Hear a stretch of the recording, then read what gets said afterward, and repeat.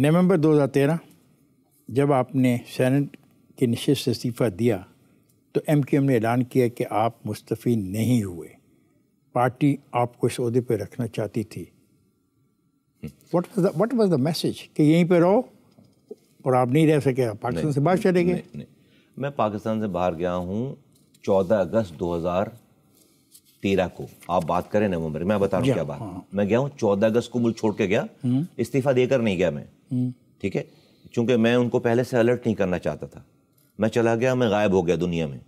میں M Q چھوڑنا چاہتا، میں اعلان کر کے نہیں جا سکتا تھا نا افتخار بھائی. آپ کو ہماری سچویشن نہیں پتا، میں جا ہی نہیں سکتا تھا پھر اعلان کر کے نا. آپ چھوڑیں نا ان باتوں کو، ابھی مجھے زیادہ ڈیٹیل میں نہ جانے دیں.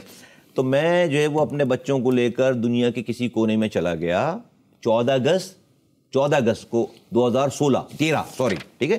پھر اس کے بعد وہاں سے کراسپونڈنس ہونے لگی. میں آپ کو آ رہا ہوں اس باری آپ کو جواب آ رہا ہے. اگست کے بعد سپتمبر آتا ہے، اکتوبر آتا ہے اور نومبر. آئیے ذرا یہ 3 مہینے میں کیا ہوا؟ 4 مہینوں میں کیا ہوا کہ بھائی ہمیں ڈھونڈتے رہے کہ بھائی کیا ہو گیا ہے، کہاں غائب ہو گیا ہے. پوری رابطہ کمیٹی لندن کی اور یہاں کی ڈھونڈتی رہے. میں نے اپنا فون کر دیا بند. تو میرا ای میل ایڈریس پہ مجھے کورسپونڈنس ہوتی تھی، تو میں جان بوجھ کر فوراً جواب نہیں دیتا تھا. 3 دن 4 دن ڈیلے کر کے. اور میں ان کو کہتا تھا میری پرسنل ایشوز ہیں، میں واپس نہیں آ سکتا، میری فیملی پرابلمز ہیں، مجھے اپنی لائف میں واپس جانا ہے. یہ ہوتا. اب وہ کہتے تھے بھائی ایک دفعہ بھائی سے بات تو کر لو. بھائی کہہ رہے ایک دفعہ بات کرا دو بس میری. اب سارا الزام اپنے لیڈر پہ کیوں ڈالے جا رہے ہیں؟ میں الزام نہیں لگا رہا، میں تو جو آپ کو صرف ایپیسوڈ بتا رہا ہوں. میں تو آپ کو ایپیسوڈ بتا رہا ہوں. پھر جب ہوتے ایک ٹائم، یہ جو نومبر کی آپ بات، نومبر میں میسج آئے ای میل پہ کہ یہ نہیں بات کر رہا، اب اس سے جو ہے وہ کہو کہ بھائی ریزائن کر دے. تو میں جو ہے وہ اتفاق سے میں جس آفس میں بیٹھا ہوا تھا میرے سامنے میں نے 13 منٹ میں جو ہے وہ ریزائن اپنے ہاتھوں سے لکھا، ہینڈ ریٹن ریزائن. اس کو پھر میں نے جو ہے وہ اسکین کیا، اور اسکین کر کے میں نے اسی ای میل پر میں نے اپنا ریزائن جو ہے وہ جمع. اب اس ریزائن کو ملنے کے بعد بھی انہوں نے 7 مہینوں کے بعد جمع کرایا میرا ریزائن. پھر مجھے جو ہے وہ کال آئی کہ وہ اسپیکر چیئرمین سینٹ کو آپ نے پرسنل فون کرنا ہے. مجھے میرے پاس میسج آئے پرسنل فون کرنا، ایگزیکٹلی ریزائن تو ان پرسن دینا پڑتا ہے. تو یہ والی کہانی ہے وہ. لیکن میں اس سے پہلے، اس ریزائن سے پہلے ملک سے چلا گیا تھا چھوڑ کر. اگست میں ایم کیو ایم چھوڑ کے چلا گیا تھا. نہیں، پھر ان کو یہ پریس کانفرنس کیوں کرنی پڑی کہ آپ نے ریزائن نہیں دیا؟ کن کو پریس کانفرنس کرنی پڑی؟ ایم کیو ایم کو؟ نہیں، میرے خیال ایم کیو ایم سے کسی نے پوچھا ہوگا. میں تو اس وقت تک جا چکا تھا. نومبر میں تو میں تھا ہی نہیں نا افتخار میں یہاں پہ. میں تو اگست میں چلا گیا ہوں پاکستان سے، اور I was in no con. اس کے بعد سے میری الطاف حسین صاحب سے 13 اگست 2013 کے بعد میری الطاف حسین صاحب سے پھر بات نہیں ہوئی. آپ بہت خوفناک باتیں کر رہے ہیں. کچھ ایسی باتیں ہیں جو میں نہیں کرنا چاہ رہا. اب آپ نے مجھے مجبور کر دیا کہ میں ایک سوال کروں. جی پلیز کریے. آپ کی پارٹی کے 2 انتہائی اہم رہنما، ایک کراچی میں اور ایک لندن میں، ان کے ساتھ جو واقعہ ہوا، آپ کیا سمجھتے ہیں اس کی ذمہ داری کس پہ ہے؟ آپ کس کی بات کر رہے ہیں؟ تو آ کے میں اس کو نام لے کے، آپ نام لے کے پوچھیں، میں نام لے کے بتاؤں. کس کی بات کر رہے ہیں؟ لندن میں تو آپ ڈاکٹر عمران فاروق صاحب کی بات کر رہے ہیں. جی. تو لندن میں ڈیفینیٹلی جو ہے وہ کون ہے آپ سب، اس کے بعد تو لوگ پکڑے گئے ہیں.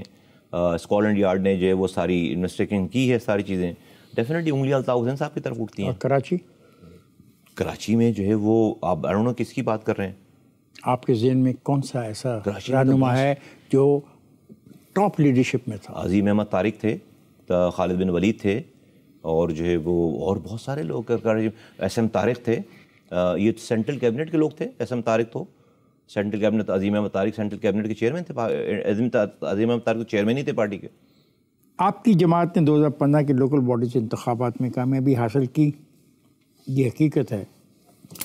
میں جو پانی کی بحث کر رہا تھا آپ سے، اس پہ آپ نے جو جواب دینا تھا دیا. مجھے بتائیں کہ کیا کراچی کے صرف ایشو پانی ہی ہے، یا اس کے علاوہ کوئی اور 2 بڑے اہم ایشو ہیں جن کو آپ درست نہیں کر پائے؟ نہیں افتخار بھائی، میرے زمانے میں کراچی جو ہے وہ میں بالکل نہیں کہوں گا میں درست نہیں کر پایا. ٹو بی ویری آنیسٹ، آپ میری بات نہ مانیں، پیپل آر دا بیسٹ ججز. میرے زمانے میں کراچی دنیا کے 12 تیزی سے ترقی کرنے والے شہروں میں ڈکلیئرڈ ہو گیا. پھر یہ کہنا جو یہ موقف آپ کا ہے کہ کنٹونمنٹ ایریا زیادہ ہونے کی بنا پہ آپ کام نہیں کر پاتے، کیا یہ درست ہے؟ نہیں، دوسری آج کی کراچی جو ہے وہ دنیا کے 4 worst living cities in the world میں شامل ہے. पॉपुलेशन बढ़ गई ना, आबादी बहुत हो गई, रिसोर्सेज कम हैं। How naive you are Iftikhar भाई, कम ऑन फॉर गॉड्स सेक। आप 10 सालों में जो है वो ऐसा ओ भाई नहीं, ऐसा नहीं, रिसोर्सेज भी बढ़ गए साथ साथ, ऐसा नहीं है। जहां तक एनएफसी अवार्ड में तो इतने पैसे नहीं बढ़े। क्या बात कर रहे हैं, क्या बात कर रहे हैं। एनएफसी अवार्ड में पिछले 10 सालों में जो फर्क है, इस साल आपको पता है 1800 अरब रुपए 1800 अरब रुपए सिंध गवर्नमेंट को मिल रहे हैं, जो हमारा डिविजिबल पूल में पैसा आ रहा है। 18 जब हमारे जमाने में तो भाई 100 अरब रुपए मिलते थे, 150 अरब रुपए में पीएसडीपी होता था। देखिए 7600 अरब रुपए पूरे सूबों को बटे हैं, ठीक है। आपके 18,000 का बजट है ना, हाँ। उसमें से 7600 अरब रुपए सूबों को चले गए, ठीक है। उस 7600 अरब रुपए में से मेरे सूबे को मिला है इस साल 1800 अरब रुपए 1800 अरब रुपए।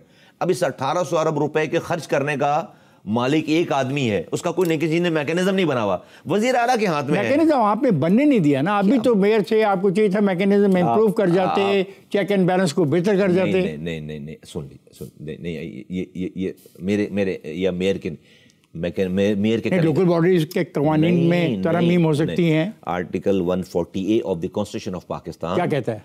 सेज के every provincial government will delegate financial, administrative and political power to the elected local government. नहीं करती क्यों? यही मेरा पॉइंट है जी, बिल्कुल। आपने हिंदुस्तान से क्यों नहीं सीखा कि उन्होंने इस सारे मामले को जब रिजॉल्व किया कॉन्स्टिट्यूशनल अमेंडमेंट 73 और 74 के जरिए, तो आपने उनसे क्यों नहीं सीखा? Thank you so very much for asking saying this. हमने सीख लिया। हमने एक जो अभी जो 2000 अभी आज के दिन 27वां जो तरमीमी आईनी बिल हमने जो पेश किया है, वो बिल्कुल यही बात है जो आप कह रहे हैं कि ये जो 4 लाइनें हैं ना, इस 4 लाइनों को हमने जो 10 पेजेस पे कि हम किसी वजीर आला को अपने खुद से तशरीह करने की जिम्मेदारी नहीं देना चाहते कि लिख दो आइन में कि किसके पास क्या होना है, ताकि जब जिसकी जो जिम्मेदारी है वो वजीर आला की अपनी तशरीह करने पे ना हो। 27वीं आइनी तरमीम हमने जमा कराई। हम कह रहे हैं कि इसको आइन का हिस्सा बना दें। हमारी बात नहीं मानी गई 26, हम तो 26 में ही शामिल करना चाह रहे थे, 26वीं आइनी तरमीम में। अब हम उन्होंने कहा नहीं जी आप इसको अलग से इसको कर दें, हम इसको एक्सेप्ट करवा देंगे। तो अब हम इसके ऊपर लॉबी कर रहे हैं। जो आप कह रहे हैं मैं एग्री कर रहा हूं आपकी बात पे कि 27वीं आइनी तरमीम है ही वही कि जिसके बाद वजीर आला को तशरीह करने की जरूरत नहीं पड़ेगी, जो लिखा हुआ है उसको मनोन उसके ऊपर जो है वो अमल करना पड़ेगा। मुझे ये बताएं कि जो 27वीं आइनी तरमीम आप तजवीज़ कर रहे हैं, क्या बाकी सियासी पार्टियों के जो कौमी असम्बली के रुकन हैं, आपने उनसे बात की, इंडिविजुअली उनको समझाने की कोशिश की कि इसका फ़ायदा तमाम सियासी पार्टियों को होगा, नई लीडरशिप भी इमर्ज करेगी और पैसे सही डायरेक्शन में खर्च किए जाएंगे? मैं I am so glad you're talking this, trust me. ये स्ट्रेट फॉरवर्ड आंसर यस। बात की, किससे बात की? सबसे बड़ी पार्टी PMLN है। हमने उनसे हुकूमत में शामिल होने से पहले MOU बाकायदा साइन किया है। मेरे और SN इकबाल साहब के सिग्नेचर हैं बाकायदा। हमने एक तकरीब रखकर एक MOU साइन किया कि जिसमें हमारे उस डॉक्यूमेंट पे आईनी तरमीम पर पूरी PMLN मनोवन हमारे साथ है। इसी बेस पर हम उनके साथ हुकूमत में गए। नंबर 1 हमने बिलावल भुट्टो जरदारी साहब को भी इससे भी बात की है, जरदारी साहब से भी वाली बात की है। हम PTI से भी बात करना चाहते हैं, हम GUI से भी बात करना चाहते हैं। और आप जो बात कर रहे हैं कि उनको ये समझाएं कि यहाँ से नई लीडरशिप जो है वो जन्म लेती है, शायद यही प्रॉब्लम हो कि एक वक्त में 1,80,000 इलेक्टेड लोग होते हैं, 1,80,000 इफ्तिखार भाई मुल्क में, ठीक है, और अभी आपके पास 1200 हैं। तो इमेजिन करें 1200 ऑफिसेज और 1,80,000। शायद हमारी बड़ी पार्टीज के लोग जो नई लीडरशिप ही नहीं चाहते, शायद यही वजह है। वो समझते हैं भाई कैसे हो सकता है, आप लंदन अमेरिका घूम कर आते हैं, वहां पढ़कर आते हैं, जिंदगी बसर करके आते हैं, वहां की जमहूरियत की बात करते हैं, आपको ये बेसिक जमहूरियत यहाँ पे अपने हिंदुस्तान में है। एग्जैक्टली। तो मैं समझता हूं कि ये बाय डिफॉल्ट नहीं है, बाय डिजाइन है।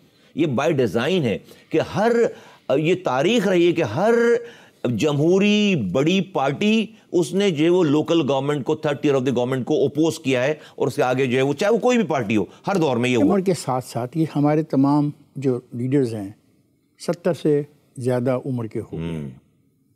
لیڈرشپ اور کوئی ایمرج ہوتی نظر نہیں آ رہی. ماں سوائے 2 ینگ کم عمر کے لگتے ہیں, مریم اینڈ بلاول. اینڈ دین اگر ہم بلوچستان میں دیکھیں, اگر خیبر پختونخوا میں دیکھیں, تو we don't have any second tier of the leadership. Local body can provide you everything. Yes exactly. آگے چلتے ہیں. ایگری.